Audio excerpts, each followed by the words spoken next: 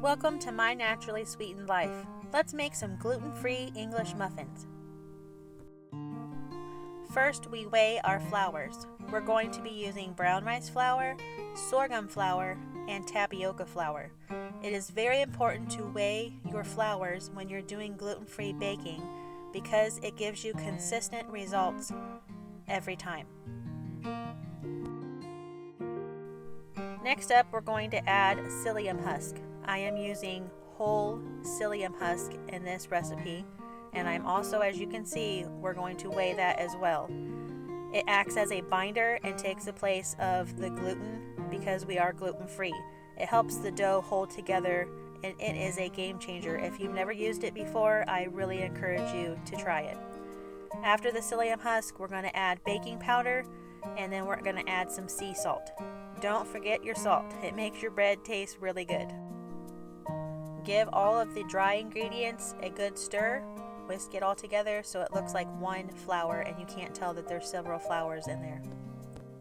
Okay, let's work on the wet ingredients. I'm using honey instead of sugar. The honey is the sweetener that's going to feed the active dry yeast.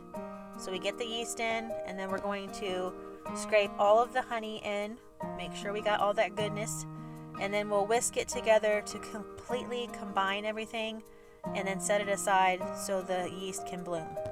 While we're waiting on the yeast, sprinkle some cornmeal on top of your pans, but don't turn the heat on yet because we're not ready for that yet.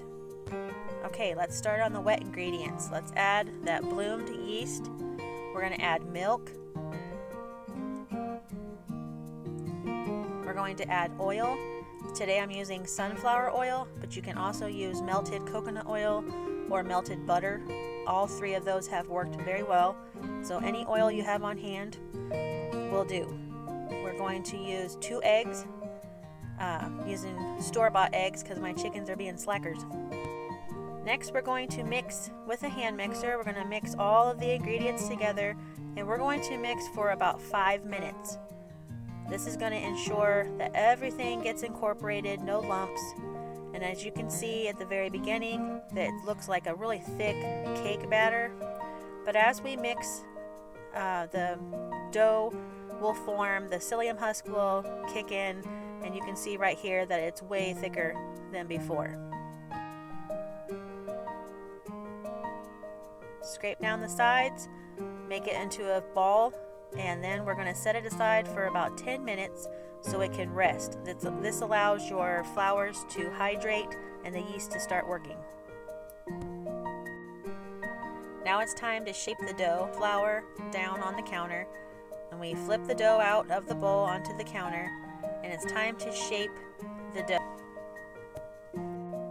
Now it's time to shape the dough into a log form. I just knead it a little bit to get everything covered with a little bit of flour so it's less sticky. You really don't have to do that step. I just like messing with the dough, to be honest. It reminds me of kneading dough back in the gluten days. But I cut it into 4 equal pieces, and then out of those pieces you cut each piece into 3 pieces so that you get 12 balls of dough. Just try to make them as equal as possible. And then we start to shape them. I kind of gather up the bottom and then turn it over, roll it into a ball, and then pat it down, make it the shape I want it to be, and then place it on a parchment-lined baking sheet, and you just keep going until you get every one of these rolled and shaped the way you want them to be.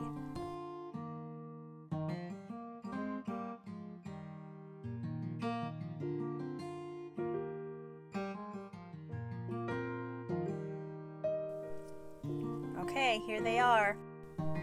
Let them rise for 30 minutes to an hour. It depends on the temperature of your kitchen, but just keep an eye on them and you'll know they've poofed up and they're bigger, so you'll know it's time. And then once they're risen, you turn on the heat and then you place them on the warm pans and cook the muffins for 10 minutes on each side. A lot of recipes will tell you that you don't have to even use the oven for English muffins. You just cook them completely on the stovetop, and you can do that. But I have better luck with just browning each side to the point where they're nice and golden brown, and then popping them in the oven for about 15 minutes at 350 degrees. And that just, it comes out perfect every time. It helped me get a consistent English muffin, and that helps me not cook them too long or brown them too much. They get too brown. It's just almost burnt, and I don't like the flavor. So doing it this way has really helped have a consistent product. Here they are. Absolutely gorgeous.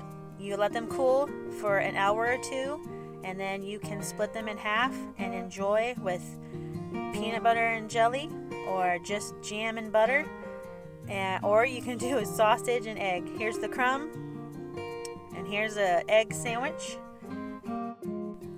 Thanks for watching, and I'll talk to you later.